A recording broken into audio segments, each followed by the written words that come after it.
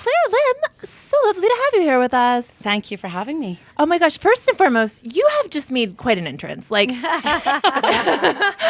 came in an amazing outfit. Oh, thanks. Head to toe, looking very snatched. And you also brought us goodies. Yeah, we just got straight into it. So I feel like we've already started the podcast. We have. Yeah, That's always a good sign. That means it's going to be a good one. Cool. You know. Well, you were talking about this. You have a brick, which I've been like investigating. You're brick curious. Yeah, I'm brick curious, and not just the Ben Folds 5 song. She's a brick. That's my favorite Ben Folds 5 song. Mine too, but It's the only one I know. yeah, probably. I don't know how many I know. Are they all about abortion or just that one? Okay. An abortion-themed band. Yeah. The 90s were great. It is the already of abortions. You know, it's like the hype. It is that if abortion has a hype song, it's Brick by a song by a man. A song by a man. Of course it would be by a man. Of course it would. It's all about really how it affects him. Yeah, well, and of course it would be. So, as it always is. Hashtag not all men. Hashtag not all brick. I feel like also Benfold 5 is probably one of those bands. I believe that it's actually like really good, but just we don't care. I had so my ex-husband loved Ben Folds 5, and there are some bands now I can't really listen to. And I was speaking to my current partner about this, about old songs, albums, bands, whatever. I'm trying to rewrite the hard disk. So I'm trying to go back to bands and go, you know what, I'm going to make new memories over these songs instead of... idea. So it's like rewriting the program again. But Ben Folds is one that my ex-husband really liked. And it's not that I'm going, I hate him and I can't listen to it. It's just, it's weird that sometimes your brain goes, or like... Well, it's also like not necessarily a band you're going to hear in the wild that often. So like I understand if it's something you're hearing all the time that you're like, all right, I want a different association with this, but we're not really hearing Brick that much. You can just let it go, let it fall slowly. You got to know when to Ben Hold'em. You got to know when to Ben Fold 'em. Get the fuck out of here. I've just been sitting on that for about a minute. Just like, there will be a time. I was going to start the podcast talking about Ben Folds 5. Brick, the brick up. Yes, the brick. Up. So your phone. So is your it's a life better? physical thing though, right? Like it's an actual thing that you have to like tap your phone in and out of, or no? You can get Okay. the physical thing, but I just have the app because I'm a cheapskate and I don't want to spend like $70 on a tiny thing. Yeah. And you just program and schedule it, and mine's scheduled from 9 p.m. till 8 a.m. where I just don't have access to certain apps. I've programmed it. Okay, I see. So, and the first few nights were frustrating. It's like going off chocolate, where you're like, I really want chocolate and it's not in the cupboard.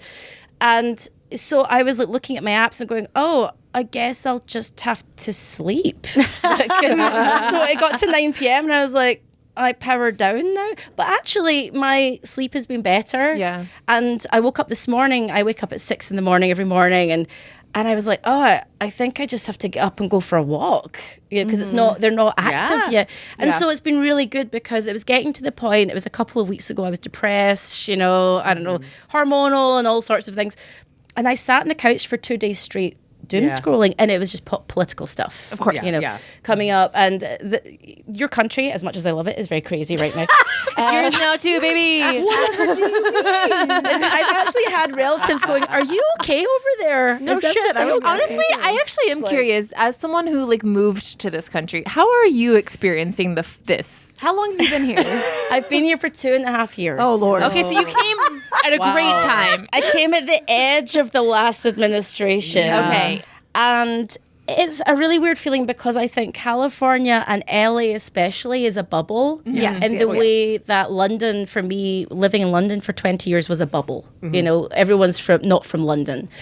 And so it feels fine. And then I travel a lot for work. So when I go out of state, I'm like, oh, there's Jesus signs everywhere. Nothing wrong with religion and things like that. But I remember that America is a heavily religious country in a way. And the middle of the country is staunchly red as well, which is kind of like the UK, where it's always farmers.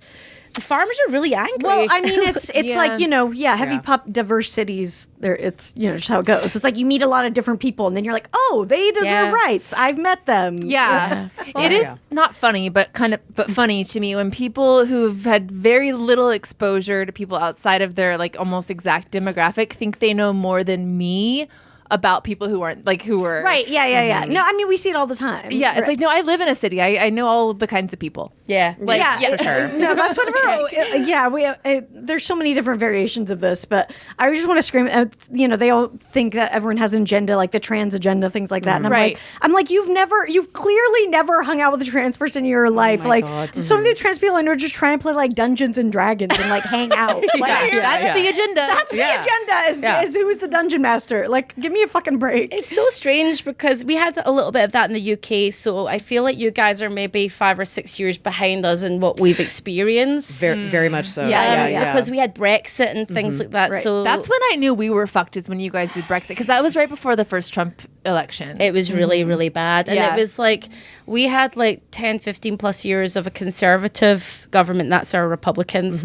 And it was really, really difficult and very, very tumultuous, and a lot of blame on immigrants and things like that.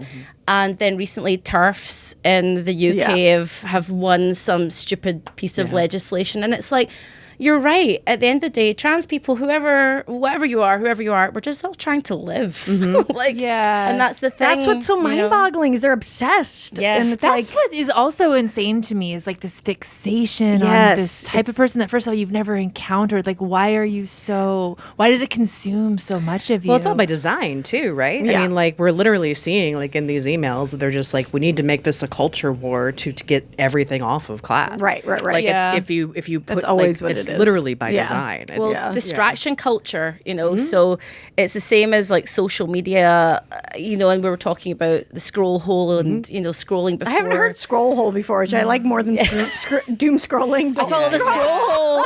it feels dirty, like a K-hole. Yeah, that's kind of why I like it. Because I'm a dirty bastard. So I'm stuck in the scroll hole. But it just feels like everything in life is designed to distract us. And when we actually talk face to face with humans, regardless of religion, culture, whatever, I start to understand as well. When I've gone to like Virginia or all these other states, they're different. I'm like, wow, people are really friggin' nice. Everybody really just wants to get on. We've all got like kids to feed and, like partners to make everyone happy. wants and to so- live Yeah. their. I mean, that's the thing. Yeah, And that right. in the end, we all have the same goals usually, which is to live and love our families and whatever. Yeah, we're just absolutely. like propagandized from in so many different directions, and it's hard to see outside of it. Now it's like we're living in multiple realities, and it's like, Oh, I think we're in the Matrix now. Oh, for yeah. real. fully. Yeah, we're fully in the Matrix. Something happened. There was a timeline shift, I feel, during COVID. Yes. And then we came out and it feels like we're now in a different timeline. it accelerated so much stuff, and because I think we weren't around each other, because I think that human connection is so important. Yeah. Because when you only see like your views without being able to make eye contact with somebody and be like, oh, you see me, you don't actually care about that, To counter that, you know who was totally still having inhuman connection all during COVID? Yeah. Assholes. But like only with each other. No pause, but Yeah. they've always only had it with each other. Yeah, but like there are entire states that just chose not to observe. Yes. Oh yeah. Oh, for sure. For sure. 100%. There's swaths of people in the UK as well that were like, and I met them and they were like, I'm not going to get vaccinated, blah, blah, blah. Now, that is your prerogative, fine. I do believe in freedom of choice. But at the same time, like, oh my God, science. Like, so I have this big thing about science and also endangering people. But there was all of that. And I think the whole world didn't really do a very good job at that time of governments talking to one another, saying, let's have like a party line of like a rule, a global rule. Every state, every city, country, whatever, did different things. And it was confusing. So I just went... I didn't do I know at the beginning of COVID, there was like a group of people that went really healthy and they were like, you know what, I'm just going to work out, look really hot during this time. I became a friggin' potato. Nice. Yeah. I just went on Twitch and I streamed and I went into my own little world and ate a lot. That sounds fun. And just like became a big old potato. I mean, do you have any Irish in you? Because as a part Irish person, I'm a little offended. But no, like everyone from Scotland has some Irish in them. My mum's grandmother was Irish, so I am like a quarter Irish somewhere down the line, and we love potatoes. So delicious. I became a potato gladly. Like I was just like stretchy pants, and I was doing all my junket interviews, like stretchy pants and then makeup. Yes. And like I did. I will say miss that. I did appreciate the shoulders up approach to having to deal with looking good. That was nice. That part was nice. I will say that was a plus. I think I did was on television in a thong. You know, I mean, it was nice for real. For sure. I mean, honestly, my dad when I was a kid, somebody gave him at one point this potato stuffy that was in a burlap sack that said couch potato on it, and his face was always so peaceful. I always remember how peaceful the couch potato looked, and I was like, man, what a life. I love being a potato. I really enjoy being a big old potato. I'm looking forward to the time where I don't have to be a front-facing person anymore. Yeah. And I can just wear a big old sack, you know, and like, I don't know, like when I was younger, I was thinking about this today as I was getting ready, you know, back in the day in my 20s, even up to my mid-30s, I would have worn different clothes, maybe a nice, cute little dress and blah, blah, blah. And something happened from my late 30s onwards, and I just start wearing, I'm just elasticated waists. Yeah. I don't care anymore. As long as it's like, I don't want to think about anything anymore. So I'm like, everything's baggy and There's comfortable. Enough bullshit to deal with. Yeah. I know. And it's this expectation as well. I think especially, I don't want to make it about genders specifically, but it does still feel like, I don't know how you guys feel like as a woman, and doing the job I'm doing, I'm like, okay, I got to wear makeup. I got to do whatever. And I see guys on podcasts just showing up. It's like they've rolled out of fucking bed. No, I mean, it's very much the Sandler on the red carpet vibe. Oh, yeah. You know what I mean? The gym shorts. Well, it's like my husband is on camera too all the time, and he's like, you know, so you have all these like skincare things. Can you teach me about skincare? Absolutely. I've been waiting my whole life for this question. Here's nighttime. And he goes, oh, this is a lot. And then he did it for like 2 nights. I said, did you do your retinol? I think I'm quitting. All right. Well, what do you think I'm doing? Your retinol? No. My boyfriend currently, he was lathering up his legs the other day. And I said to him, I went, you know, I really love that you actually pay attention to your calves. Like, no man I've ever been with is like lathers up their calves. And he was like, I want to look good for you. And I went, that's good. That is good. That's good. I want to look good for my partner because I don't care about anybody else, because I want him to feel good next to me, and he should feel, you know, it should be both ways. It shouldn't just be the women typically going, I was just going to get dressed up and wear makeup. That's not fair. No, you know? Everybody gets pretty or nobody gets pretty. 100%. Yeah. Regardless of who you're with, partners should equally just kind of try for each other. That's what I think. Agree completely. 100%. Agree completely. And I've noticed in terms of the comfort thing, I think have you guys noticed this? Like once you let go of something, it's gone forever. 100%. Oh yeah. Heels are not making it. They're not coming back. Heels are never it's coming not back. happening. Yeah. 100%. Will a wire bra ever enter my life again? No, You're lucky. Doubtful. I can. I'm like, these big old knockers. Like, if I'm not wearing a wire bra, they're like, I'm dragging them on the ground. Or I'm like throwing them over my shoulder. I'm like, ugh. Like, I would love to just, I've always said I'd like fashion boobies. Like the little boop. Like, a little tiny ski slope, just a mogul. Just a little boop. Like, I like little fashion boobies, but, you know, we always want what we can't have. Like, lovely curly hair, for example. Right, yeah. And look, you know, when you have big old knockers, they surprise you. They not sometimes. Sometimes knockers for a reason. I took a photo of I've been having like some fucking whatever, I pinched a nerve or something, and I like tried to take a photo of how I was laying on my pillow to see if my spine was straight. And when I looked, I was like, damn! I was like, my tits are huge. You like barooed yourself. I was like, wow, I never see them from this perspective, and they're taking up a lot of space. Be your own cartoon wolf, man. Exactly. Yeah. Sometimes, you know, you never know. It feels like I'm trying to do that thing, we kind of naturally go, I wish I had this, I wish I had that. And there was a younger person I was talking to, it was quite a while ago. She was in her maybe mid-20s, and she went, no, Claire, no, don't talk about yourself like that.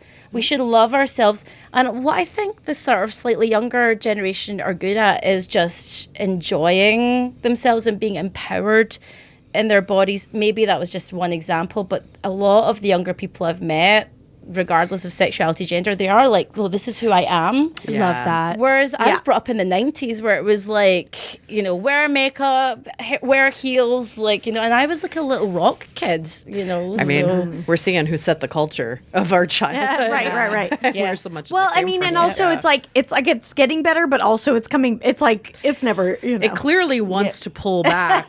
We've been too free. Yeah, For like, what was that, 3 years we Yeah. got? It was very short. Yeah. 100%. Because I'm conflicted because sometimes it is like, look au natural, and I'll be on the scroll hole going, great, that's amazing. And then the next thing is, oh my God, so basically what you gotta do to get rid of your eye bags. Sorry, that's a terrible accent. But, I loved it, honestly. that's so terrible. Honestly, it like took me a second to even process how amazing that was. I was like,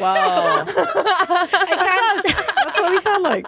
I can't do an American accent unless I do a character. I can't do I get it, I in get my it. own naturalized accent because then the A's. It was or almost whatever. like a Baltimore flavor. Wait, can you do it a little bit? Can you say something else like Mid-Atlantic, that? yeah. Oh my God, do you have a bottle of water? No, it's giving it's definitely giving like Pennsylvania Mid-Atlantic. Yeah. For sure. Wow. Okay, if there's anyone out there that needs a Pennsylvania Mid-Atlantic voice Yeah. that can only say a few phrases at a time. At then- bottle of water, it's all Bottle that's water it. at the Wawa. At the wow. There's certain words like bottle of water for some reason is the thing that gets me into the accent. So everybody's got a thing that clicks them in. Because we say it so differently, bottle of water, bottle of water is like, and then immediately I'm like, oh yeah, okay. And then I Start with oh my God. oh my God, okay. Oh, I get that. Take it over, take it down. I used to do an Alan Rickman impression a lot, okay. and Connecticut is the word. Oh, that's get me very into good. Alan Rickman. Connecticut, yeah. You got to keep the jaw clenched to get into your Alan Rickman. Connecticut. That is you're such a right. good Yeah. hack. Yeah. Cher is like, you have to like kind of make your bottom look like, oh no, Yeah. does he love me? I like that with Britney, you have to do like a big tongue. You have to feel like your tongue's a bit. Yeah. Yeah. That's really good. it's all in the mouth and the tongue. Yeah. I was interviewing who was I interviewing recently? It was the Hobbits. And Wait, the Hobbits? yeah, it was interviewing Elijah? the Hobbits. All 4 Hobbits. We love the Hobbit. It was so Oh, let's just had to clarify. Wait, like the Hobbit? Oh, I It's knew. them. So just interviewing No, some but that's random what I thought, Hobbits. but I was just making sure. You just keep dropping bombs. It's so bad because I was like, of course they have names, but we just call them the Hobbits. Hobbit. And Dominic was saying, yes, we were talking about accents. And this was in, where was I? Portland. And obviously there's a lot of accents on the stage. He was saying, yeah, it's all mouth, it's all tongue, it's what you're doing with your mouth and tongue. And that is 50% of how to do an accent instead of just trying to do a voice. Right, of course. But I've been, it's been 2.5 years, man, and I still can't get the American accent. Well, there's so many of Yeah. them too. I mean, it's like similar to the UK is similar. Oh, There's yeah. there's so many Yeah, different yeah, ones. yeah. So it's like pick the one that you want to get my good God. at. Wait, I have to Yeah. say this while we're on the Hobbit topic. The yeah. Hobbit topic? Hobbit topic. I did Failed see. store. I saw Sean Astin on a plane recently, and I was like starstruck. And I haven't, we see people all the time. Yeah. I was literally coming back from Sundance where Channing Tatum had just walked by me, Yeah. and I was like, whatever. And then Samwise is on my plane, and I saw him from far away sit down, and I was like, "That's Sean Astin," and I'm like, I know exactly who that is. Were you starstruck because of Lord of the Rings? Just in general, he's had a crazy career. Goonies, yeah. Rudy. Goonies, Rudy. He's in one of oh my God, why can't I think of his name from Goonies? Corey Feldman. Yeah. He's in one of Corey Feldman's awful music videos. I wish you had been like, hey, I loved you in that. I was gonna Corey Loved Feldman you in the video. Feldman Well, I piece. sent Emily Yes. a photo of the back of his head, and I was like, I'm pretty sure that's Sean Astin. And she was like, yeah, it is. I can tell. And I was like, should I go up to him and say I loved you in that Corey Feldman music video? Oh my God, you should have, he probably would have loved He was so that. he seemed really sweet. I was being creepy. I was like making sure I walked out of the plane the same time as him. I still am not really understanding why you were that excited about Sean Astin. Neither was I. You don't know until you see them. That's who you're actually gonna be true. excited about. That's actually true. That's very true. And I was just like, I don't know what it was, and then I like watched another guy go up to him and take a selfie, and I was like, you can't do that. It's always the weird ones. I know what you mean. It's like sometimes it hits you and you're like, why does this one feel really exciting? Yeah, I didn't give a fuck true. about anyone else for the last week, and then he, for some reason, got me. That's a big one. Samwise Gamgee, man. I mean, shout out to a real a lot of classic iconic characters. Yeah. There. I guess he's the head of SAG now too. He's our president. Yeah. Good for him. He's a gubernator. I was going to say he's part of the gubernator. Anyway, strike it from the record. I didn't say anything. I think Sean talked to him. We went to a Rudy thing. It was actually Rudy? We went to a Rudy thing. I am anti-Rudy, I will What? say. I'm anti the story That's of Rudy. Sean's favorite movie. I'm anti-Rudy. Isn't it based on a true story? Yeah. Yeah. Oh, okay. You got something else you're better at, man. Go find that thing. You're taking a spot from somebody that's actually talented at this thing. Well, I have never seen this movie. Okay, so Rudy is about an underdog, he's not a water boy, but he's like a water like a boy. water boy. Do you know Notre Dame? It's like a big football university here. Yeah. So he's not on the team, and then I actually forget how he ends up playing. Yeah, but he basically they let him do a play, and he wins the game or whatever. Yeah, and then they carry him off on his shoulders. So for all the guys that only play junior varsity, Rudy is it's a really emotional experience. And apparently, I think based on a true story. It is for sure. But it's also it's one of his only start. He's only starred in 2 things. I know. Maybe. Yeah. Do you guys have a celebrity that's not a big one that you've been gagged over? I'm sure. Or it could be a big one. It could also be. I mean, Sean Astin is a big one. He's sort of. I mean, he is. Yeah. But I wasn't gagged by him, but I remember one time driving down the road and Danny Bonaducci That's a good one. was just on a bike on a motorcycle next to me, and I was driving with my friend Bianca, and I was like, Danny Bonaducci has rolled down her window, and she's like, what the fuck do you want me to do right now? And then I was just Yell Danny Bonaducci. Yell Danny Bonaducci at him. That's what you do. Because his celeb reality show was a real Yeah, piece he of really shit. It came was back for great. the beginning Yeah. of the celebrity reality Yeah. era. Yeah. And I it was used to during love that his time. morning zoo talk show. Yeah. Were you guys living in LA when that was on? It was No, I Danny and never heard Lisa. that. I listened to a little bit of it. It was great. I don't know why, but I find morning zoo radio really comforting still. What is Morning Zoo Radio? It's always two. very It's American. very American. It's 2 men and a woman usually. It's, and they kind of have a kooky vibe, and they're always kind of clowning on the lady usually. And there's a lot of gags. They have people call in and do celebrity impersonations Pranks. or pranks. KRth 101 on theirs does this. I don't know why I love this game, but every day they're like, it's Celebrity Earth Days,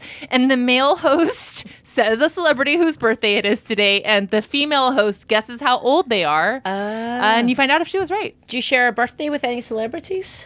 Joan Crawford. Joan Crawford, when's that? March 23rd. Aries. Yes. I'm a astrology nerd. Oh, are you? Okay, what's your Ooh. birthday? Who's your celebrity? Hugh Jackman for me, Nice. or Pavarotti as well.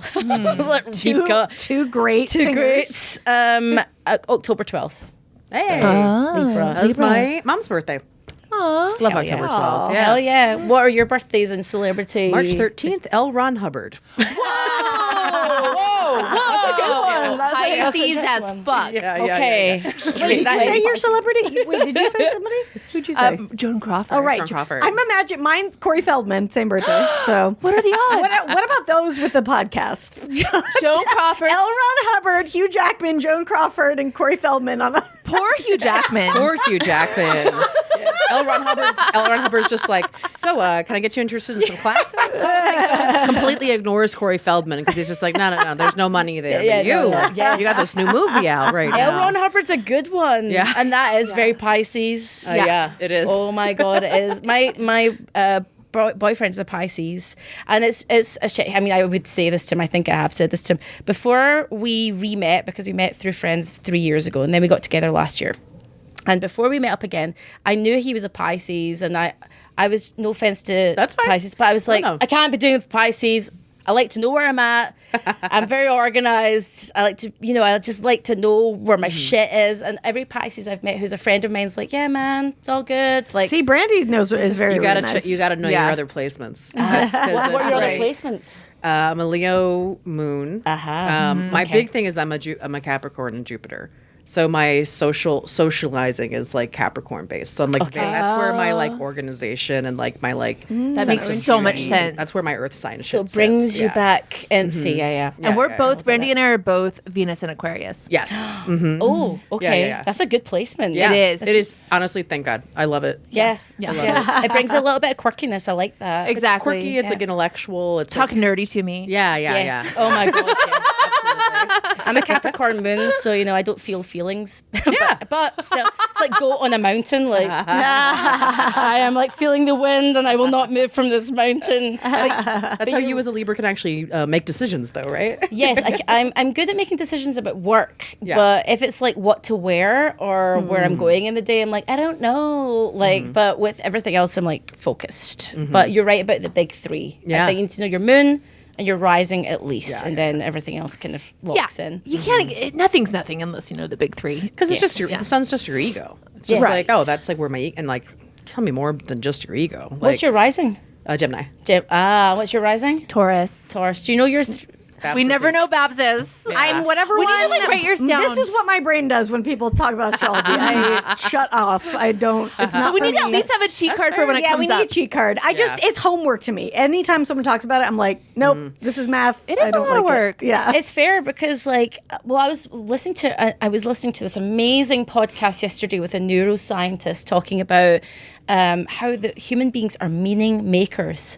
All we do is we try to find meaning. Yeah. And I do love astrology. I've loved it for decades. But I can also look at it and go, well, I know the household I was brought up in. I felt unsafe and things like that. So for me, astrology is a way of making meaning when I'm meeting people. Of course, I know that through science as well. So I love that kind of like I try and bring in the science and bring in the logic, but there's nothing wrong with astrology because it's fun. Like that's how I feel. No, I think it's like, and I don't dislike it. It's more just to me like I literally it's like too much information, and I'm like I can't do it. That's fair. Yeah, That's it is a lot to remember. It's like I think it's like knowing all the names on a sports team and like what everybody does. It's like just kind of keeping track. You're of right. It. It is like the sports thing. I kind of like fade out. I'm like I kind of brown out. I'm like okay when people start talking about baseball things or whatever. Yeah. But I will say this. California is great, and LA especially, for just talking hippie crap. Oh, yeah. I love hippie crap. I love it. You leave here and you start talking hippie crap to like normies, and you're like, oh, I'm sorry, I'm from LA. Yeah. Oh my God, do you have a therapist? Are you in therapy? Yeah. And I'm like, oh my God, because like back home in Scotland even, I have a friend who's saying that she's trying to get her husband into therapy because she thinks it would help him. Yeah. And we're all the same age, but he's like, no, because that's a very Scottish thing. Maybe it's a UK thing, but certainly Scottish. And I tried to get my ex-husband to do therapy for years, and he was like, no. He just didn't want to. But here it's like, oh my God, like you're in therapy, that's great. And it is a tool, and people use it here like a tool. And the hippie stuff, astrology, crystals. Yep. Stars, vibes. Hot fucking yoga, veganism, gluten-free. I love being inclusive. I love pronouns. I love it. All of it. Give it to me. Inject it makes me think of the goat. Like you said, the goat in the mountain who's just like, no, therapy, no. Yeah. Like, I mean, literally everyone should. Yeah, every single person. I love think it. Should be in it. I mean, I think in schools, I was talking to a friend recently about this, and in school, we are still in the UK and USA taught a certain way, regardless of how neurodiverse you are. And that doesn't work. I was a teacher for many years at a college. It doesn't work. You have to amend the way that you speak to people and teach people. But we should be taught philosophy, psychology, emotional intelligence, and also how to do your finances and all of these things. Because you're cut loose. I feel when we were younger, we were cut loose. And you're like, how do I date? How do I do my finances? How do I do taxes? Someone, not that like I would have fucking paid attention, but still, try. Yeah. Be 21 years old, immediately get into debt, and then get stuck and dig yourself out for life, baby. I was a mess. What were you guys like in your 20s compared to now? Yeah, I mean, fun. I'm still fun, but really fun. I like that. Yeah, the best time ever. Yeah. I think it's better now. I think being this age, it's we're wiser, and it's you're still yourself.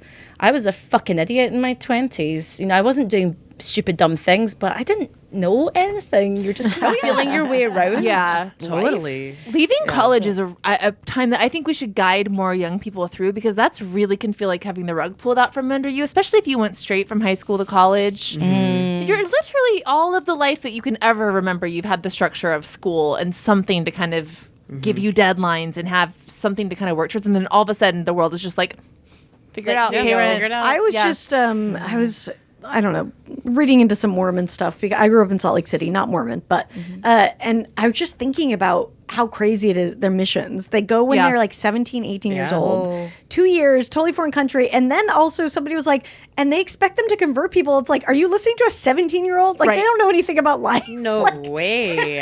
So it's just like, it's not working also. But somebody's like, that's not the point. The point is to get them to entrench themselves basically for the rest of their life, to like, and then come back and make more babies or whatever. Yeah, well, it's like a similar to like a Rumspringa with the Amish, kind of, where it's like you don't have any resources. You're like thrown in the world for like a year or two, and then you're like, oh, too big, too much. Let me go back to what I know, what feels comfortable. Right. But at least you can fuck on that one. Yeah. God, I ended up in a hotel room. Have you guys seen this Amish reality show? Yes. Oh my God. What is that? I watched like 3 episodes of it. It's wild. It is. Is this quite a while ago? I'm sure I maybe there was reruns. Okay. There's a new one. Well, there's a new one where they try to bring in people who want to be. That's the one I watched. Yeah, that's the one I watched. Want to become part of it. Suddenly Amish? Yes. Like that? Suddenly Amish. Suddenly Amish. Yeah. Whoops! I woke up and we are. This is like we are in the Matrix. These are fake TV shows from 30 Rock. I've seen it and I've been Suddenly like, Amish. what? We watched. Yes. You know what? It was a hotel. Me and Adam caught it in a hotel room. It feels like I think it only TV. plays in hotel rooms. Yeah, it's only in a hotel. that is a hotel room watch. Yes. And we were like immediately like, oh God, what is this? And it's people who are, it was like one girl who's like very LA and like, just like gets all the work done, all this stuff. And I was like, I want to give up all this. And then she shows up in a dress and they immediately shame her. They're so mean to her about that dress. And she cries. But it's fascinating. It's I'm like, I guess the premise, I just couldn't fully buy into this idea that these people just wanted to be suddenly Amish. Yeah. Well, I think they wanted to be on a TV show. Yes. But I think it's that I think it goes to that fantasy a lot of us have of like, you know what? I just want to live on a farm. So in their head, they were like, that means that's this. I'm not going to be on my phone. I'm not going to be on Instagram. I'm going to like forego all of that and just. So I'm going to become Amish. That's really extreme. It's like it's really I really want to kind of have a break from society. Instead of a wellness retreat, I'll be suddenly Amish. Hey, look, I've researched wellness retreats lately, and it's cheaper to become suddenly Amish. Is that not the truth? You know what almost got me recently was an ad for sleep camp. Oh, okay. Sleep camp. Yeah, it's like sleep space. camp. So you just go there and sleep. Yeah, you just sleep. I guess. Well, so the itinerary was like, it looked nice. It was like you wake up early and you have a healthy breakfast. Wait, first of all, waking up, that doesn't seem like it's part of it. I know. Exactly. Get bonus points. Starting with get to sleep. This is sleep camp. God damn it. I know. First off the bat, it's not even sleeping. Yeah. I know. Okay, sorry, but so it's bullshit. just So you wake up early. It basically you center your whole day. All the activities end at like 5 p.m. Hell and then yeah. Do you have nap time together? Do you have a little nap area? There was not naps. I think the idea is that you just get used to going to sleep. This is how hilarious. how We're fucked so society fucked up. is. We are so fucked. And this is why we can't have nice things. Yeah. Society's fucked. Yeah. Suddenly Amish and sleep camps. We're dead. Aliens, just take over. Take us away. Like I'm telling you, I'm like Skynet. Like if Skynet take over, like the Terminator movies, I'm like, you know what? Wait, so I'm glad. What is Skynet? That's Skynet is like the corporation. Oh, right. That Okay. basically, so it's Cyberdyne Systems. I'm such a nerd. I'm so sorry. No. Cyberdyne Systems and Skynet is the corporation that create the robots. Right. And then everything, the robots take over. So it's kinda like- it's what is the word when the robots become sentient? The singularity. The singularity. That's it. Is that it, or is it the corporation running it? So basically, the corporation create the robot Cyberdyne systems. It becomes Skynet, and then Skynet basically becomes sentient and decide that the only way to serve humanity is to destroy humanity. Well, we're right going on that path. 100%. We do seem to be. Do seem to be. Somehow we got from sleep camps to the apocalypse, which is fair. I saw that's what happens here. My friend posted this reel that went viral. I don't know if you guys saw it, but it was a video of a Coco delivery robot watching. It's like a display of old TVs. Whoa. And it was like people dancing in the 50s on the TV, and you could see the reflection of the Coco watching. Whoa. That's literally a scene in WALL-E. Yes, and WALL-E. it was fucking terrifying. I have a friend that started pushing them over. Yeah, and I've seen that. I'm in favor of it. No, because they're going to take over. No, pushing over the Coco. We got to No, saying they're going to get revenge. Wait, are they called Coco? Why are you guys calling them Coco? Some of them are Cocos, but they have Coco. They say inside. Coco on them. That's like the brand of it or whatever. Okay, because it's the little square robots. Are Coco the ones that also have a name? Like it would be like Brian or something? Yeah. And they're the ones that give you takeouts. Yeah. I'll see. Yeah, so I saw a thing where one of these Cocos was floating in it was the LA, like something was flooded in LA recently. Oh yeah, and it was floating. And somebody was taking a video going ha ha ha ha and just laughing at it. And I'm telling you that thing's going to come back in like 50 years time and be like, my name is actually Bob. You laughed at me and made me viral. Now I will destroy you and your children. I'm telling you, be nice to these robots. I'm telling you. I think we got to strike first. So that's why I'm kick them down. No, we got to stop it, nip it in the bud now. Because honestly, you start knocking these things over, then people aren't getting their food. Because you can choose to get delivery from a Coco, and then you don't spend the money on tipping a driver. Because people are making those You don't choices. always choose, though. Yeah. Adam, like, we've gotten it to our house, and he didn't choose. I was wondering if you knew ahead of time if it was coming. No, you don't always know. Yeah. Sometimes it'll just say automated. So when that happens, does like a robot knock on your door? I think I don't really know because he's only gotten it once, but I think it just it shows up and it tells you it's there, and then you have to go outside and do a thing and it opens. Yeah. I hate it. It's weird. I went on a Waymo recently in San Francisco, and it was the first Waymo I've ever been in. And it does feel very novel. It feels like the Johnny Cabs in Total Recall. And it's kind of strange. Me and my boyfriend was like, let's do a Waymo in San Francisco. It feels like we should do that.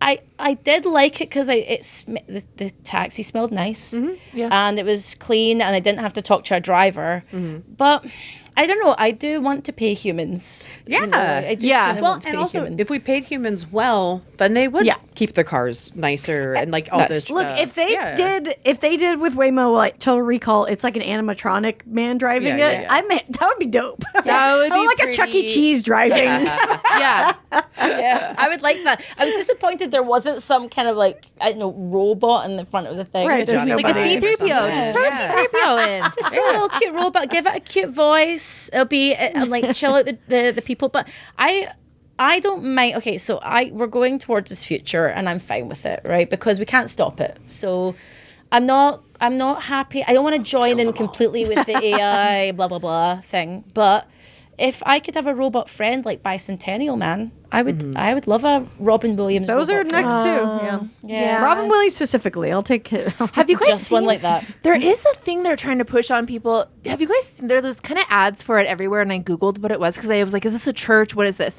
Have you seen those like white ads that just say friend?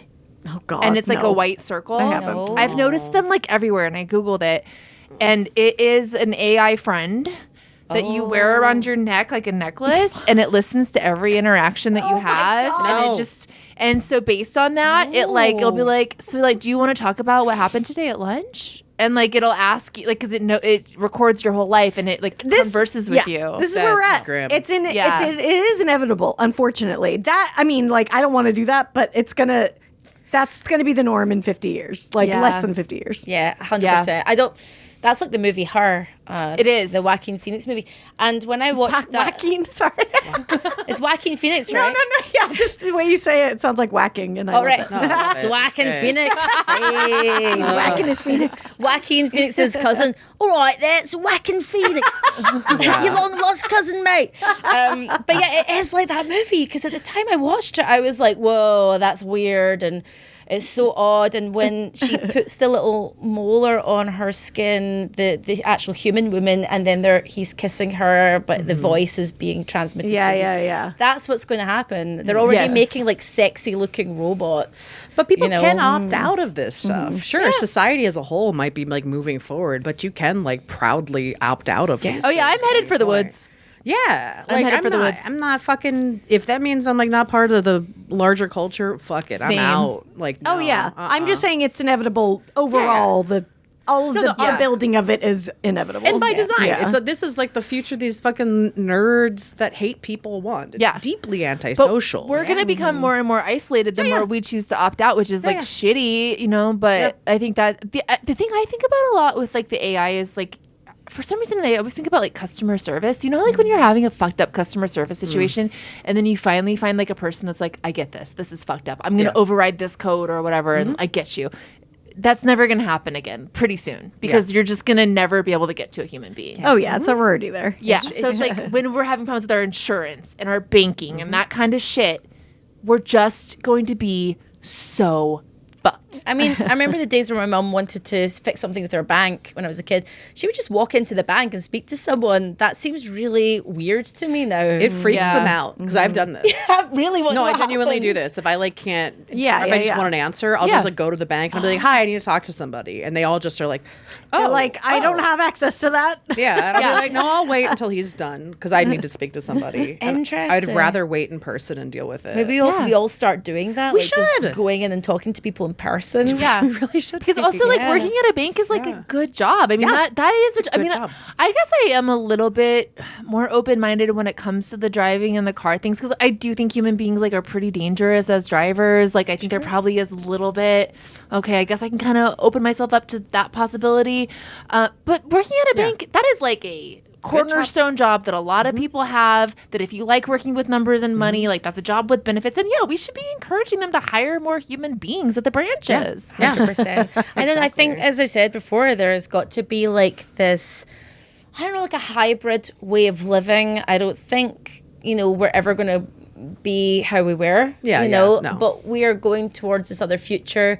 I think it's up to us now, or I think maybe specifically our generation and our generation having kids, to say, hey, we have this technology and it should be a tool. It's not a crutch. It's a tool.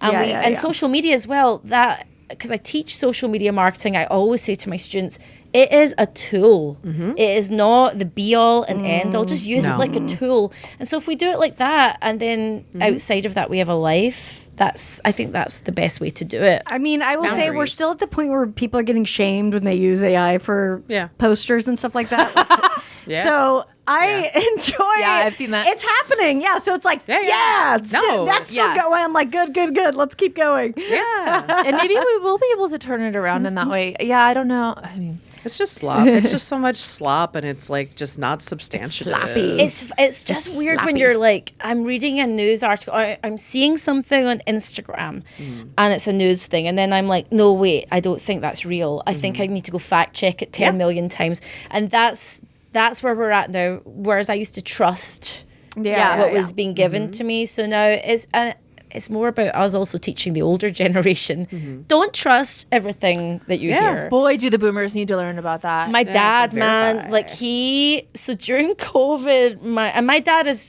he's fine. He's not like a super right-wing guy, but during COVID, he was sending me these memes. So my dad's Chinese, my mum's Scottish, but my dad was sending me memes that he was getting from his Asian friends saying that America started the COVID virus. So they have their own oh, that's amazing propaganda, and that jasmine tea and green tea would fix it. And I was like, no, Dad, no, Father, no. I drank a lot of jasmine green tea and I still got COVID. So I was like, no, Dad. And that was with the vaccine. So I was like, come on, Dad. But it's that kind of thing. My dad sends me weird stuff. And I'm like, I said to my dad, Dad, can you just not send anybody these things? Please just never send. He just doesn't get it. Right. Like, it's very strange to me. Well, and it's like, it's just wild when people attach to, it sounds like you didn't fully attach, but fully attached to like conspiracies, because you're like, do we not see the real shit is here? It's real. Yeah. You don't need to make up something to be attached to. I think that is actually part of what's breaking people's brains, though, is that the reality is dark and warped and fucked up. So it's like, in this world where there are these pedophile islands and there is a conspiracy. The Illuminati is fucking real and they're pedophiliac cannibals. So it's like, I guess it's like, I'm sympathetic to a certain extent to people who buy into these things because reality is so much stranger than fiction.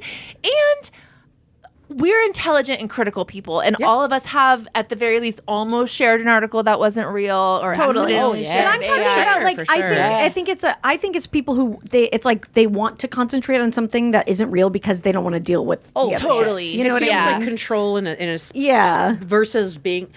To admit that you have so little control is it's fear. So much of it is like fear and fear-based. But then to be like, well, I know this thing that not everybody knows. That feels like you're making yourself safe with knowledge that is like more simplistic than the reality. They gave that Flat Earth documentary when they like do the experiment and then he's like, oh. It's so good. But then the thing is, like, and I say this to people as well on what you were saying there, we live a life where everything changes all the time. Yeah. Even if you stay in a tiny cottage in the Highlands or something, and you never leave that village, we get older, we get great, our physical bodies change, people move on, people live and die. So what we do know, the one constant is there's always change. Yeah. And there's always things going on. But people can't handle that. So I've kind of got to the point where I'm like, things are messed up and it's okay, like things change and this soon shall pass and that kind of thing. But it's that distraction thing of I really want to hold on and I can't, I would rather, I've always been of the mindset, I like to get my fingers under the skin and look under the hood. I want to see what's happening. Yeah. I don't want to be, and I say that to my poor partner. Like, I just tell him, like, this is how I feel. What do you think about this? I really just want to understand. And he understands that about me. I just think it's better for all of us just to see what's happening, so you get used to it and it doesn't feel so bad. So. Capricorn moon. I'm such a Capricorn moon. I need to be in control, so I'm still trying to control something. I'm like, shit, I'm gonna go in the mountain. God damn it, full circle. But it's like, it's that, I guess that in itself is control. It's really hard to relinquish control completely and be full. I would love to think I'm like, yeah, man, just go with the wind, dude. And I do try. Yeah.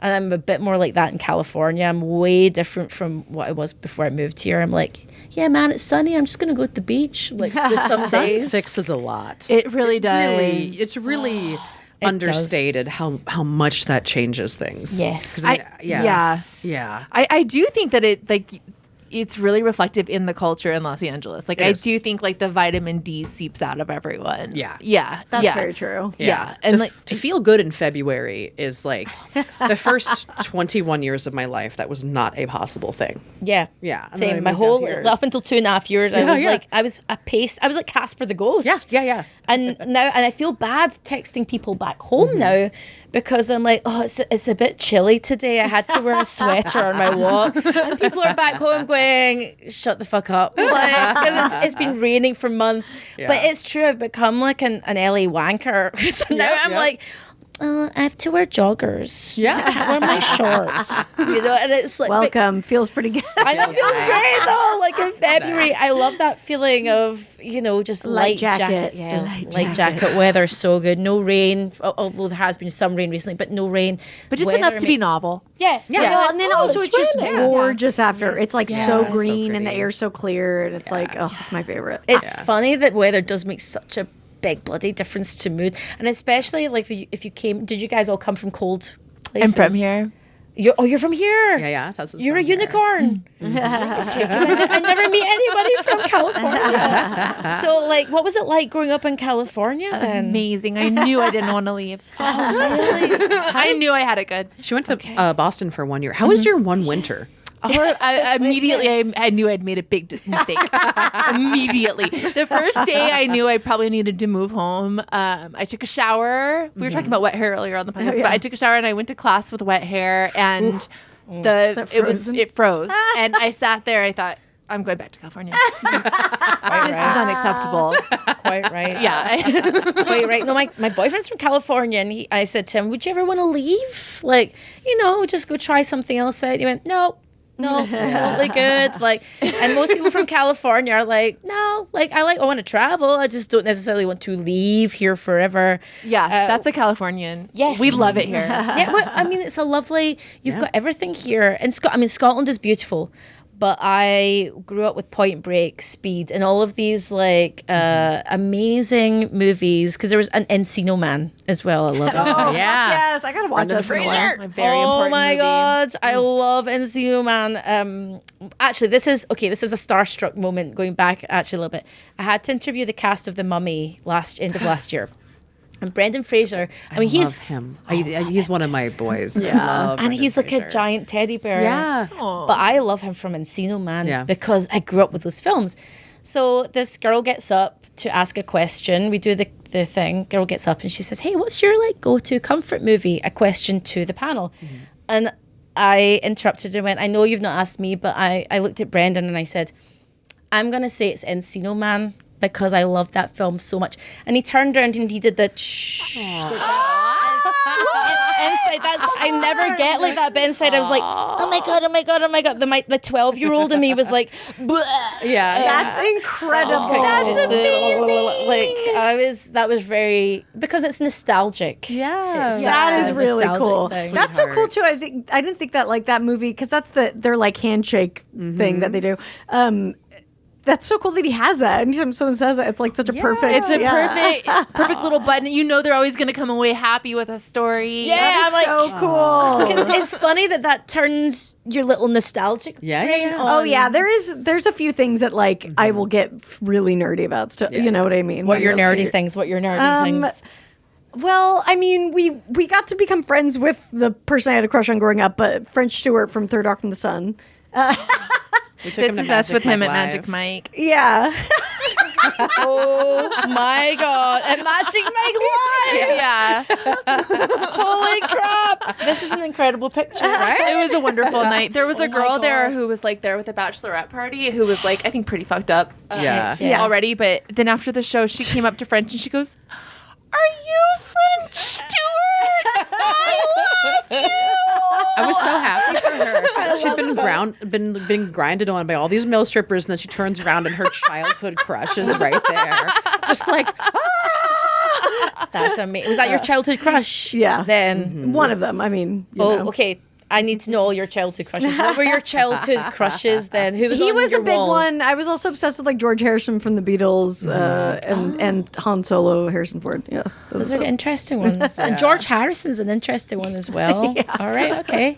I'm really basic. I was really obsessed with Leonardo DiCaprio. Look, The Romeo and Juliet girl. movie, the curly hair. the parted hair, when I was too young for him. yes. I mean, so you were right for him? Yeah. That's what you're saying? Yeah. Yeah, that was peak 90s though. That 90s, Oh, yeah. I mean, That really, yeah, that Romeo and Juliet did a number on me. Oh my God. I went with a bunch of girls from school and we were all like, "Ooh." I didn't love Leonardo DiCaprio, but there was a moment because he was like a cute teen. Yeah. cute So boy. hot. Yeah. The scene when they're in the sheets and he's like tousled or like when his hair gets wet. I have a very specific memory of the scene when he's smoking a butt and that Radiohead song is playing. I know the Radiohead song. I know the scene. That got me. And you're like, I don't know why I'm attracted to this. I'm 14. Yeah. Interesting. But he also was basically too, right? Or like how No, old he was like, I think 19 or 20 in that okay, movie. So but he he's still pretty young. Yeah. Yeah, he was pretty young then. And Claire Yeah. Danes was pretty young as well. I mean, I was like a Iconic. full grown man, like No, Harrison same. Ford. Yeah. Yeah, I always liked boys that were like my age. Like I always liked whoever the youngest boy in the boy band was. Like I wasn't into men. Oh, I like old men. You guys I like like men. all Yeah, like yeah. Really, you all Jim- always liked old men. Yeah, Jim Carrey. Oh my God, Jim Carrey's my biggest crush.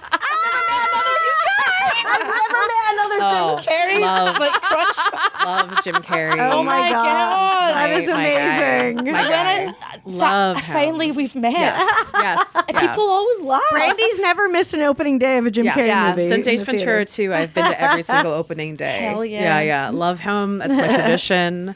Yeah, yeah. big. He's my guy. I love him same. forever. Ace Ventura 2 was like a religious experience for me as a child. Straight up, the movie is so stupid. I love it. Oh my god, I love Jim Carrey and Edward Norton, but only in Fight Club. Yes. Edward Norton is so hot in Yes. Fight Club. Yeah, yeah, Oh my yeah. god, Yeah. he's like bloodied and bruised, and I was like, I don't know why, but I'm kind of digging this. And Yes. Yeah. Now that I'm thinking about it, Yeah. if we reverse engineer, hold up.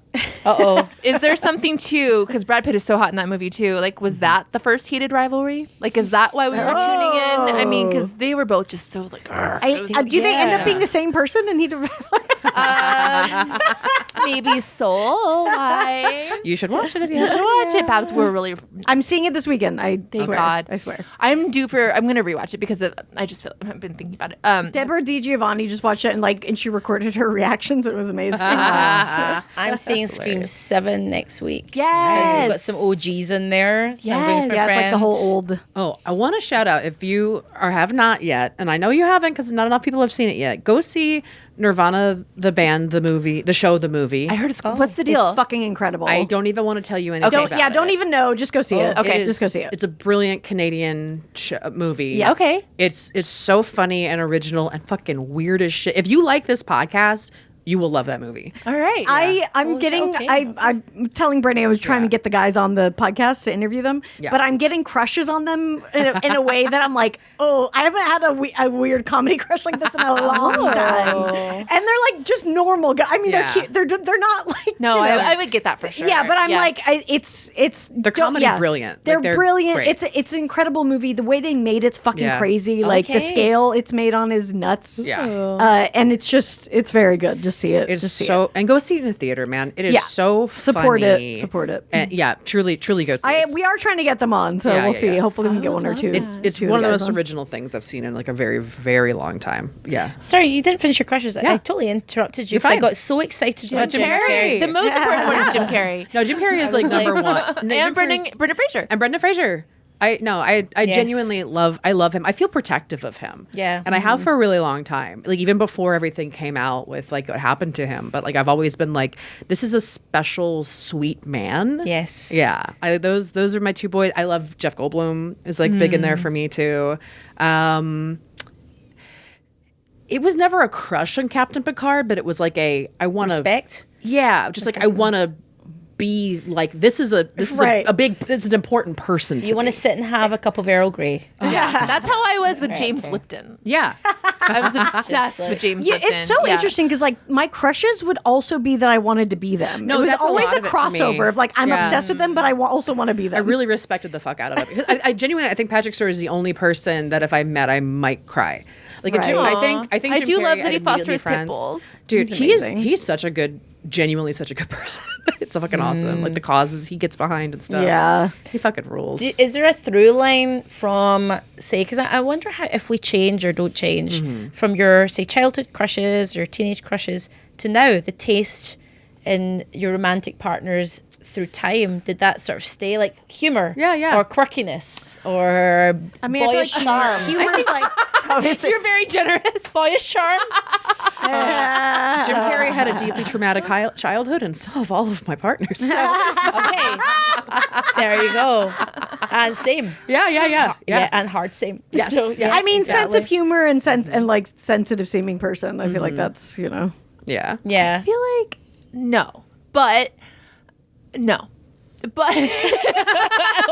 I think of my comedy crushes. I mean, when I think of like other like Yeah. George. I mean, I like guess real life sensitive. partners. I think when I was a teenager, I did often get like crushes on my guy friends, and then I ended up marrying a guy friend. So I think that is maybe the truth. Yeah. Yeah. That's the best way to do it. It because was. Our partners should be our best friends. I think so. Yeah. Like I guess I kind of like the idea of like getting to know someone slowly. Yeah. I always tell my boyfriend like, no, you're not my best friend. I don't like saying that because I don't talk to my best friends the same way I talk to him. I don't talk shit about Yeah. I talk shit to my friends about him, not. But you don't talk shit about your friends to him. Yeah. That's true. I think it's a different sort of best friend level. I have like my best friends, that you can totally talk shit to. Yeah. I have a few best friends I've known for a couple of decades, and I'm like, yeah, there's like a shorthand.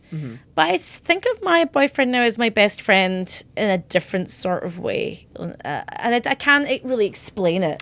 No, I feel the it same totally way. is. I just we always joke that like in a speech when someone's like, "You're my best friend," I'm always like, "Sorry, honey, you're not." You're just not, I think it's because there's a different kind of emotional realness with a partner of course. in certain parts that you're like, oh, I got to actually like challenge myself and work through some shit with you that I don't have to in friendships, right? kind of just have fun. Yeah. So it's like a different intimacy. Well, I also have like a lot more friends than my husband, and so like I'm really close with like a lot of my friends. And so like I feel bad because sometimes I'm like, I can't do that with you because like I already have plans with that. So like I pick a night because I'm like a little booked. Like No, I'm the same. Like if my boyfriend's not around because he lives in the desert and he comes to and from LA, I'm full up. I'm like, okay, I'm seeing this friend for coffee and this friend for drinks or whatever.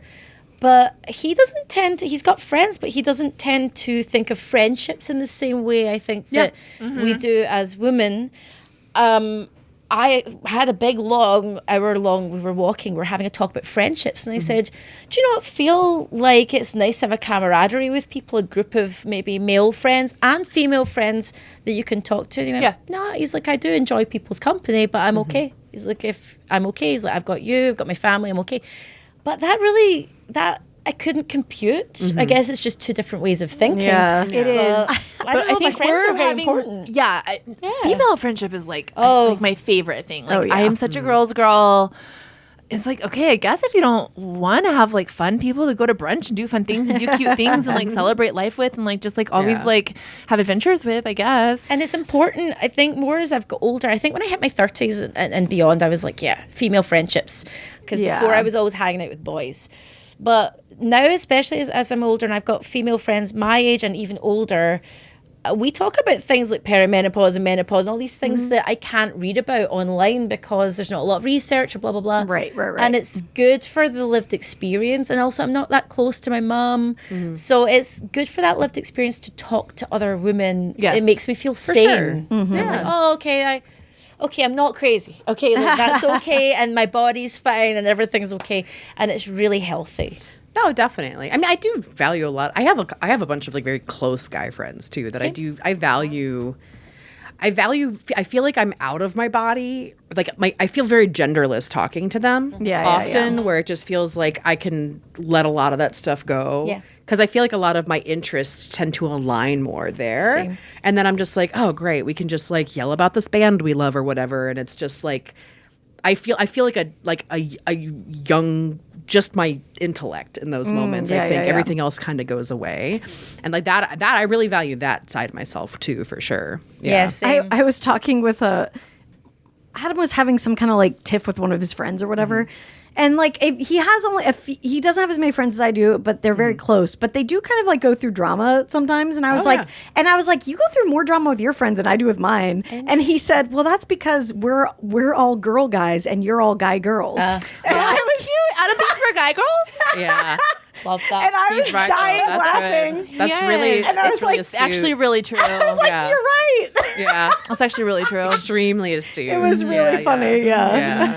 Very insightful, Adam. That's true. I don't because all like my friends I have girly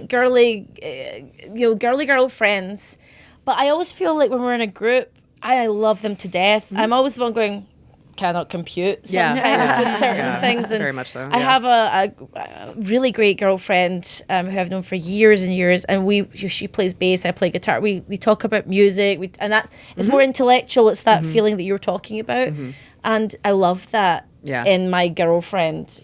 But sometimes I do feel like I'm going, I don't understand why everyone's getting so emotional about this. Yeah.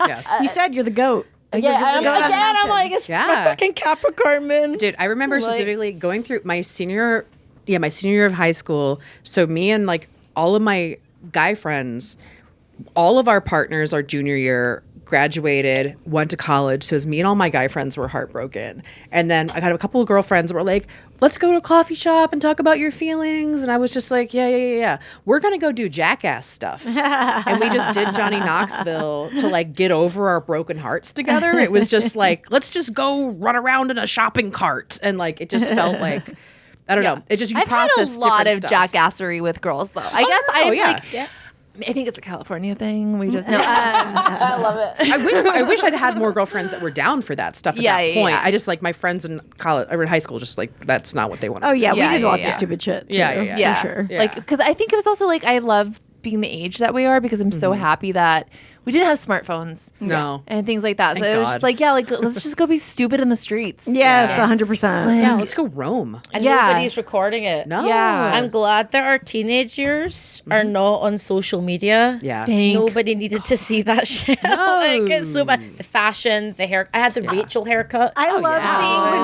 seeing when Rachel. somebody's like, here's me at 14 years old, and it's like, then whatever, dancing to like Moulin Rouge, and then it's like, then they're like 14-year-olds now, and they have the like, the full dance down, choreo. and it's like Yeah. we looked like we were such dorks, but it was so perfect. I kind of like that we were dorky. Oh, same. same. Yeah. I kind of loved all that. I was a real freaking nerd when I was a teenager, and I wasn't cool at all. Even in my 20s, I used to wear this all-cord suit, and I'd have a band t-shirt and little beggar gloves, and I'd walk about my campus at college like, yeah, man, I'm doing philosophy, and I was just such a loner as well. I've always been a lone wolf. I was never like a person. I've got lots and lots of friends, but there's no core. Yeah. Oh, you it's more individual. Oh, that's interesting. Yeah, I like fall into groups. So I have a group of girlfriends and maybe like a group of gays. It's all girls and gays. And Well, then that's I've- ideal, yeah. Which is ideal, which is the perfect combination. Yeah. And then it's just like I just dot myself around. Yeah. So we're like, birthday stressful for you?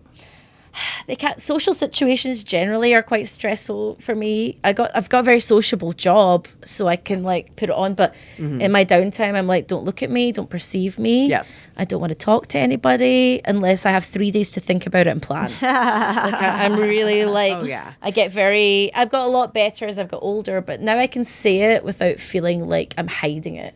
I very we're- much, you know. when I look at photos of myself in college, I especially was just like, I did not want to be looked at because I was like, I'm figuring out shit.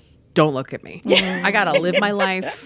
I look so unfriendly. Like I just was like, nope, and would still get hit on all the time, regardless. There's no way to stop it. But I was like, no. I don't know how to be in the world yet. Please stop. Did not get hit on. I wanted a boyfriend so badly. Yeah. But I just didn't know. I was the friend. So, and I could never like break through the friendship thing. Yeah. And I wasn't like a tall, like, I was just like this little goblin, like, and it's fine. But then as you get older, you realize that some folks like little goblins. Yeah. And I was that's gonna okay say, too. Goblins do even in pretty goblin good. mode, I'm crushing. Yeah. I was so bad with social Christian D in goblin mode.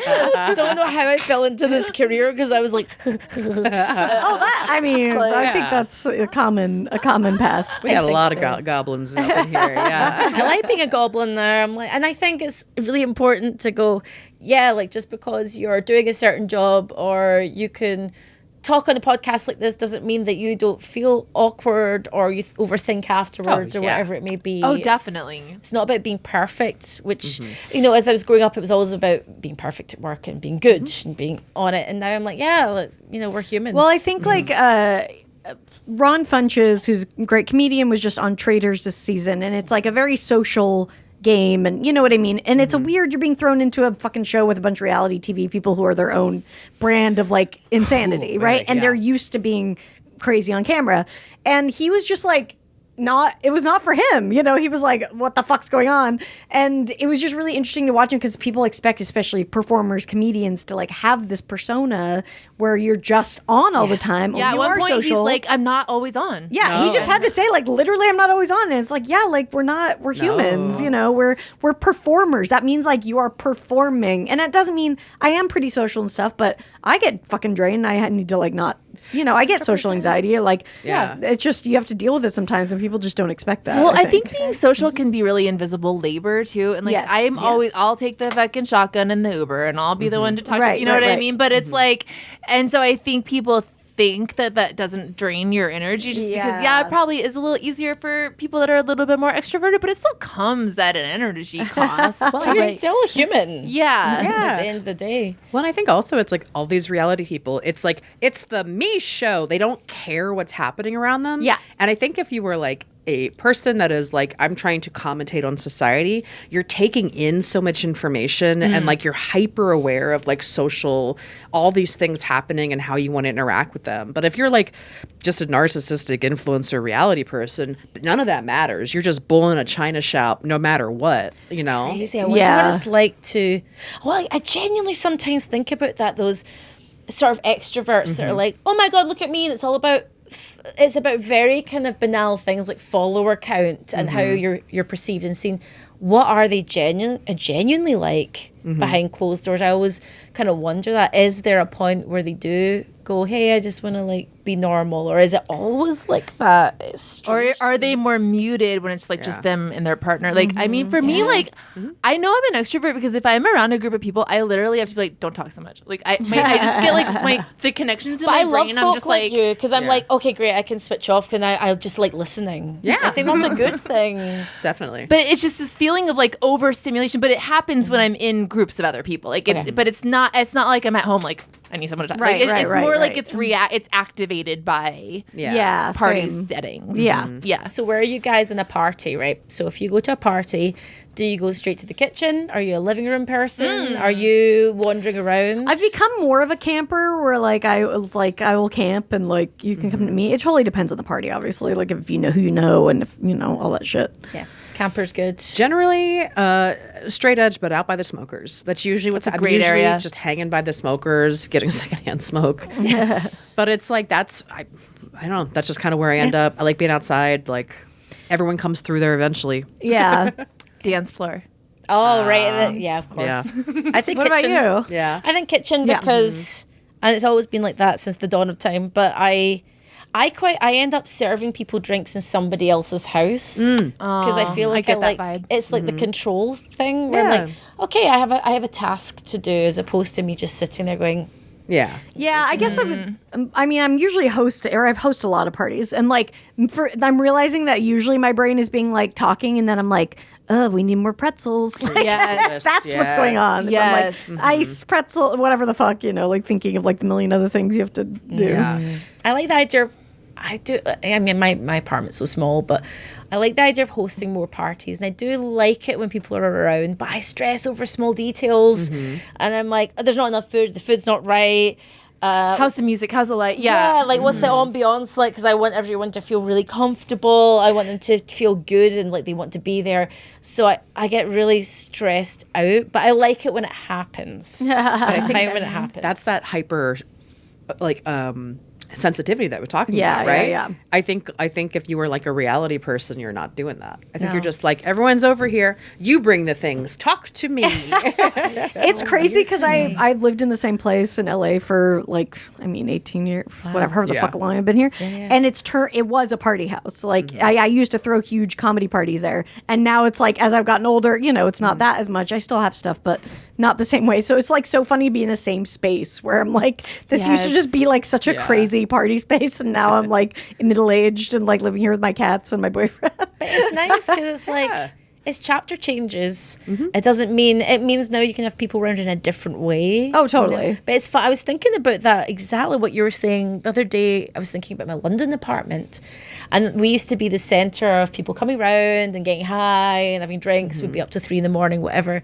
But yeah, over the years that changed, and then it became dinner parties. Then it became or games nights, and then those got less because people have kids, and it's strange now being in LA at this age. When I came here, I was like single, and having to start again and make friends again, but childless friends. But I want friends that are maybe my age, and Right. starting it again because you get to a point where you're like, oh, well, I've got all my friends. This is really fine. And now I'm like, oh no, I really have to make an effort. I actually have to. It's a good place to do it. Yeah, I will say. It is. 100%. But yeah, it's hard when everyone's tired.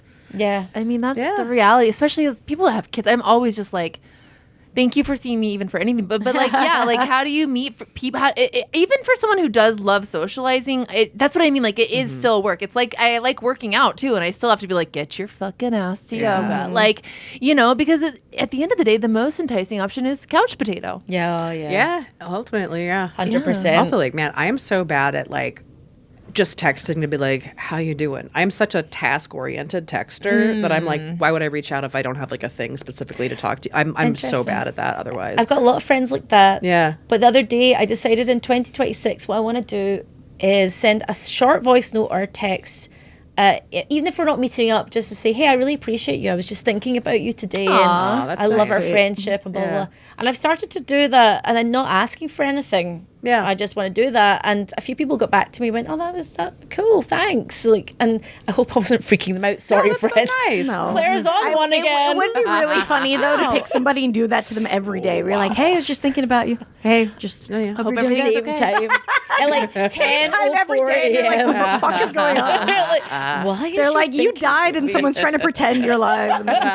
really appreciate you, love our friendship. Bye. But I think it's a nice thing to think about people. You know, I think Yeah. we should practice gratitude. Yes. Oh, of course. Yes. Big time. That makes a big difference. 100%. And just talking about like nothing. Yes, Yeah. just And hanging. just Not doing asking nothing. for anything. It's like, Yeah. I'm glad we exist on this timeline at this point in our lives. Yeah. And, And that you is know what I always- will say, as someone who has thrown a lot of parties, don't worry so much about the food. There's always enough food. Yeah. I always get so Okay. obsessed with there being enough, and there's always enough. You're And you right. guess what? You can order more. If I you need really that on a it. cross stitch. Yeah, like Yeah, that yeah. is. There's. Yeah. I stopped being so freaked out about the food What thing. is always that order a about? pizza. There's this fear, right? I think it's just it's like a maternal thing. Yeah. Like, yeah. You want to provide. If Yeah. I'm throwing the thing, I really want it to be good. Yeah, but I'm like, yeah. I stopped like being so freaked out about it. And it's like, it's fine. It's always You're fine. right. Yeah. You're right. No, You know you're what it right. is? I went to a wedding once where all they had to eat was black olives from a can. Really? A wedding? From a can. From a can? What happened to the food? When did the divorce happen? I need to know I how. don't know. I need to know how quickly that crumbled. Did they eat themselves? But it really stuck with me. I was like, That's- don't ever be. Was that all black they olives had? in the Or that they was had the more? only food. I was so hungry at this wedding. And they passed around like olives and toothpicks. And that was all the What? food. Holy crap. Yeah. Was it the wedding? That wasn't even like you're vegetarian. This is all we have. No, there might have been hot dogs. Okay. So they didn't think of you. They didn't for- think of me. But even the hot dog people. Dude. No, the hot dogs are insane. Also. Yeah. You give me Top hot tip dogs at a and wedding, having been married. I don't know if you guys have been married before or you're married.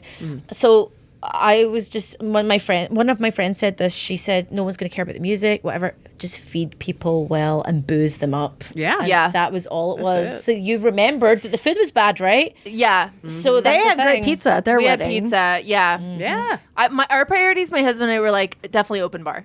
Yeah. I don't want anyone Yeah. complaining about buying a drink at my wedding. Yeah. No, no. Yeah. And music was important. But like, you do kind of have to like almost like cut shit out of like, you have to decide what things you're just not going to give a shit about. Like, we didn't care Yeah. about cake. We're just like not. Yeah, gonna no, say I feel like well. dessert. It's like Yeah. who gives a shit? Who really cares Yeah. at that No, point? because there's a whole cake cutting thing I remember doing. Cheese boards. I said to everyone, like, as long, look, after the food, if there's cheese boards, some cake will exist. I never got to eat my own cake. I'm No, you don't That's get what to eat your own happens, nothing. too. Yeah, Oh we my forgot to God. cut our Taking cake photos. because I was so excited to dance. Like after dinner, I was right. like, "Wow!" And then somebody was like, "Tess, come take a picture with the cake." And there's a picture of me by it. And then the then was next that day, dancing? Sean and I woke up and we were like, "We did not cut our wedding cake," and so we had to cut it like in our pajamas. Oh, that's cute. Yeah. See, that's even better. And I think if I get married a second time around, it's like, and I've told my boyfriend this, I'm like, low level, go somewhere, Well, I mean- just the two of us, and then just Yeah. have a party. It has to be low level Yeah. because, like, Oh, right. literally, I mean, I can't even imagine how much a wedding is right now. There's no fucking right now, way. no. I mean, I think we Yeah. did it on the cheap as well. We did ours really cheap in London, but like now I'm like, dude, because honestly, it's more about the marriage, you Yeah. know, than Yeah. anything else. Yeah, And so yeah. I kind of feel no hate to anyone that wants to do any kind of wedding. It reflects your heart and your vibe. But at this point, I'm like, I'm also tired. Like, Yeah. so I'm like, I don't want Yeah. to organize. I keep thinking worked about hard it, and for I'm this just money. like, the money part. I'm like, I can't. No. like, That's what makes what it are we doing? stressful. is Yeah. you're basically producing an independent film. Yeah, like Yeah. that's a lot. And then couldn't you then just produce an independent film? Yeah, that's what I'm thinking. I'm like, should I yeah. put it towards that? Okay, we have to wrap. We have to wrap. Oh, up. I'm sorry. No, Claire, no, I it's Just so talk fun to you talk forever. to. Yeah. Absolutely. Okay. Yeah. Apologies. Can you tell our listeners where they can find your comedy and anything else that you want to plug? Yes. Yes. Okay, so I post everything on my Instagram, which is We Claire Here. I will not answer anything because of my brick-up between the hours of 9 p.m. and 8 a.m. PT. But it's We Claire Here. And then my website is weclaire.com. And I do have a TikTok, but I don't post often. It's We Claire Here as well. Basically, it's We Claire Here. And I'm going to be relaunching my podcast, Real Imagined Futures, which is what happened to famous movie characters after their stories. I love that. That's so fun. Mostly it's divorce and alcoholism. That's like Mrs. Doubtfire. That was a messed up episode. The kids were in therapy for years. So that's coming back again. I'm just booking guests for that, and I'll be returning to stand up at some point when life calms down. So I'll be posting that on Instagram. Amazing. Hell yeah. So Thank you so much. It's been so much fun. Yeah. Thank you so much. Thanks, you guys. Yeah. Thanks for having me. We'll see you next time, everybody. Bye.